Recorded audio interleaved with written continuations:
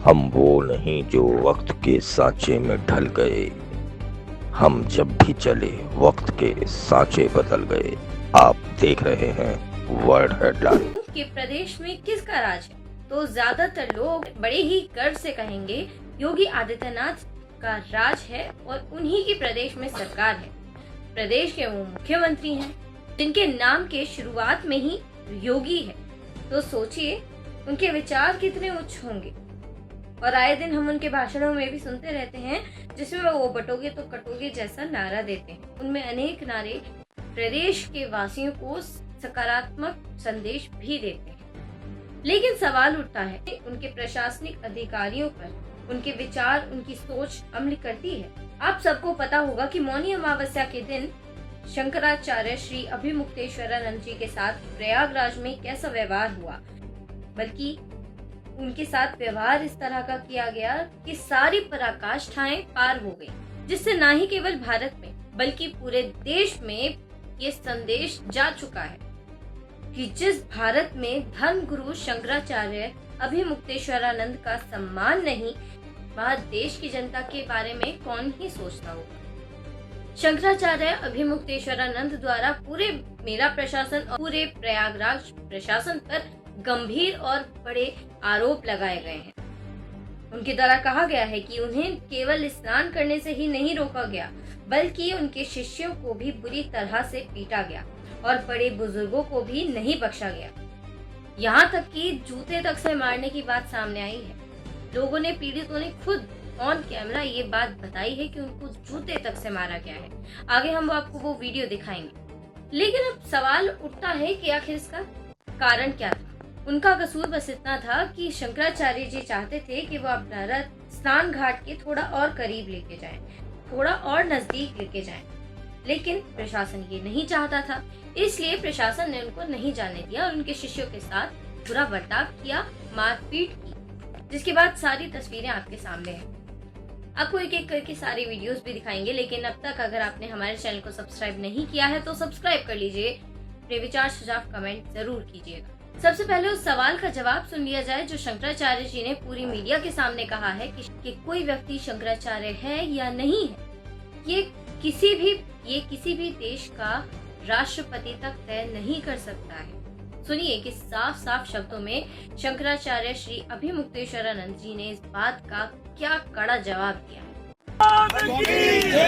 सुनो, शंकराचार्य वो है जिसको बाकी 3 पीठ के शंकराचार्य कहें कि शंकराचार्य है, तो बाकी 3 पीठ में से 2 पीठ के शंकराचार्य हमको शंकराचार्य कहते हैं। पिछले माघ मेले में हमको साथ लेकर के स्नान कर चुके हैं। जब स्वयं श्रृंगेरी के शंकराचार्य, द्वारका के शंकराचार्य जी हमको कह रहे हैं कि हम शंकराचार्य हैं, हमको साथ में लेकर स्नान कर रहे हैं, तो आपको इस प्रमाण की आपको जरूरत है। ये प्रशासन तय करेगा कि हम शंकराचार्य हैं कि नहीं है। उत्तर प्रदेश का मुख्यमंत्री तय करेगा कि भारत का राष्ट्रपति तय करेगा। भारत के राष्ट्रपति को भी अधिकार नहीं है कि वो तय करे कि कौन शंकराचार्य है। शंकराचार्य का निर्णय शंकराचार्य करते हैं और हम निर्णित हैं। पुरी के शंकराचार्य जी ने हमारे बारे में कुछ नहीं कहा है। उन्होंने न तो कहा कि ये नहीं है और उन्होंने न तो कहा कि ये है, वो साइलेंट है। उनका जो एफिडेविट सुप्रीम कोर्ट में आया था, पहले बताया गया कि उन्होंने विरोध किया है। जब हम लोगों ने एफिडेविट की कॉपी निकाली, उसमें उन्होंने लिखा हुआ है कि हमसे कोई समर्थन मांगा नहीं गया, इसलिए हमने दिया नहीं है। उनका इतना ही वक्तव्य है। तो 2 शंकराचार्यों का प्रत्यक्ष लिखित व्यवहारिक समर्थन और तीसरे पीठ के शंकराचार्य की मौन स्वीकृति हमारे साथ है। और कौन शंकराचार्य है ज्योतिष पीठ का, बताइए। स्वामी जी, हम हैं ज्योतिष पीठ के शंकराचार्य, निर्विवाद रूप से है। और अगर कोई विवाद उठाता है, इसका मतलब कि वो दूषित भावना वाला है। और अगर जो अपने आप को कहता है कि मैं ज्योतिष पीठ का शंकराचार्य हूँ, वो आकर के बात करे। अब बात करते हैं प्रयागराज कमिश्नर सौम्या अग्रवाल की। क्या सच में सौम्या अग्रवाल कमिश्नर बनने लायक हैं? ये सवाल हमारा नहीं बल्कि शंकराचार्य जी का है, जो उन्होंने पूरी मीडिया के सामने किया है। और इनके लिए और भी कुछ बातें कही गई हैं जो कि आप वीडियो में सुनिए। ये देखिए, एक चित्र है, ये एक महिला का चित्र है, सौम्या अग्रवाल, कमिश्नर प्रयागराज। अगर गलत हो तो सुधार लीजिएगा, क्योंकि हमको जैसा बताया गया उसके आधार पर हम कह रहे हैं। सौम्या अग्रवाल, कमिश्नर प्रयागराज, ये यहाँ की कमिश्नर है, मंडल अध्यक्ष हैं, बड़ी पदाधिकारी मानी जाती हैं। डीएम भी इनको रिपोर्ट करता है। अगर ये चाहती तो ये मौके पर मौजूद थी, हमने इनको सामने खड़ी हुई देखा था। ये चाहती तो सम्मानजनक तरीके से, अगर समस्या उत्पन्न भी हो गई थी, वैसे तो उत्पन्न ही नहीं करना चाहिए था। अगर मातहतों ने उत्पन्न कर दिया था तो बड़ा अधिकारी वहां पर मौजूद है, तो उसका ये कार्य है कि वो उसको संभाले। लेकिन 2-2.5 घंटे तक वहां पर हमारे लोगों को मारा पीटा जाता रहा और ये सबकी खड़ी होकर के गवाह बनती रही। ये कमिश्नर बनेंगी, बनाए रखो, तुम्हारी प्रिय होंगी, लेकिन हमारी आंखों से गिर गई। हम नहीं समझते कि ये कमिश्नर बनने लायक। इनका अपराध हम जो समझते हैं, प्रेस को भ्रामक और असत्य जानकारी देना, जो कि अब रिकॉर्डिंग पर है। हम बता देंगे कि कमिश्नर जैसे पद पर बैठ करके ये झूठ क्यों बोल रही है, और झूठ बोले भी क्यों ना, जब उत्तर प्रदेश का मुखिया ही झूठ बोलता है। कुंभ में इतनी भगदड़ बनी, इतने गरीब मारे गए, वो कहते हैं कोई घटना नहीं हुई। अफवाह पर ध्यान मत दें, अफवाह पर ध्यान मत दें।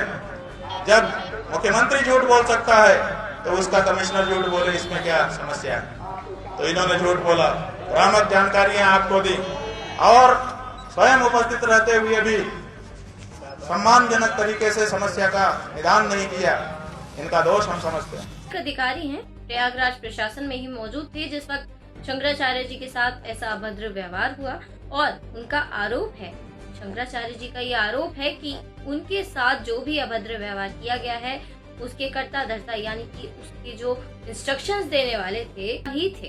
उनके द्वारा बताया गया है कि उस वक्त जब ये निर्देश दे रहे, ये महोदय निर्देश दे रहे थे और सबको पकड़ने मारने की धमकी दे रहे थे। यहाँ तक कि उन पर यह भी आरोप है कि वो कम उम्र वाले बच्चों से, कम उम्र वाले युवाओं से ये भी कह रहे थे कि तुम्हारी तो बहुत कम उम्र है, तुम्हारा तो हम भविष्य बर्बाद कर देंगे। योगेंद्र कुमार, पुलिस आयुक्त प्रयागराज, ऐसा बताया है हमको लोगों ने। सही है कि नहीं पता नहीं। ये जो व्यक्ति है यही सबसे ज्यादा हठधर्मी वहां पर था। अगर किसी ने बात को बिगाड़ा यही व्यक्ति था। बहुत ही हठधर्मी, बहुत ही दुष्ट प्रकृति का, और यही अनाउंसमेंट बार बार तरह तरह की करके हमको आक्रोश में लाना चाहता था। इसी ने कहा था कि बड़ी गर्मी चढ़ी है, अभी उतारता हूं। किसको गर्मी चढ़ी थी? ये कहता है बड़ी गर्मी चढ़ी है, अभी उतारता हूं। एक बार तो अच्छा मौका आया, ये अनाउंसमेंट कर रहा था कि तरह तरह के आरोप लगा रहा था कि आपका ये अपराध है, ये अपराध है, ये अपराध कह रहा था। हमने कहा भैया तुमने अपना पक्ष कह लिया, जरा हमको तो हम भी अपनी बात बता। तो कहता है ये माइक हमारे लिए है, आपके लिए नहीं, तुम्हारे लिए नहीं। हमने कहा चलो भाई, तुम्हारा प्रशासन का माइक अगर हमारे लिए है ही नहीं है, कोई बात नहीं। और दूसरा एक अच्छा मौका आया, ये अनाउंसमेंट कर रहा था कि जहां पर बहुत भीड़ है वहां पर इन्होंने अपना रथ खड़ा कर दिया है, जिसके कारण पब्लिक को बड़ी दिक्कत हो रही है। हालांकि वहां नहीं हो रही थी, वो तो एक कोने में था। तो हमने उससे कहा कि अगर दिक्कत हो रही है तो जवानों को कह के वहां खड़ा करवा दो जहां खाली है। हमने क्या गलत प्रस्ताव किया? अगर इनको हमको बात भी करना था तो पहले आके यही तो कहना चाहिए था, महाराज जी जरा इधर कर ले थोड़ा।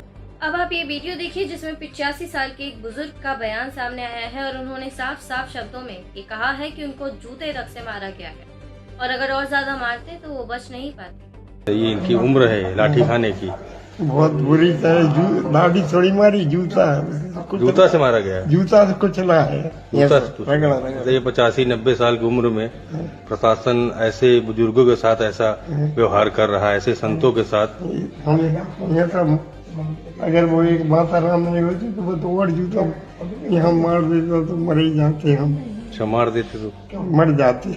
अत्यंत दुखद। ये योगी जी की सरकार में साधु संतों का ये हाल होगा, और कोई सरकार होगी तो उसकी तो बात ही नहीं। बूढ़े ब्राह्मण गंगा जी की पावन नगरी में ये काम हो रहा है। इस पावन नगरी में ये हो रहा है। आगे भी इस खबर से जुड़ी सभी महत्वपूर्ण अपडेट्स हम आप तक लाते रहेंगे। तब तक के लिए देखते रहिए ओवर हेडलाइन। मैं नंदिनी नागर, नमस्कार।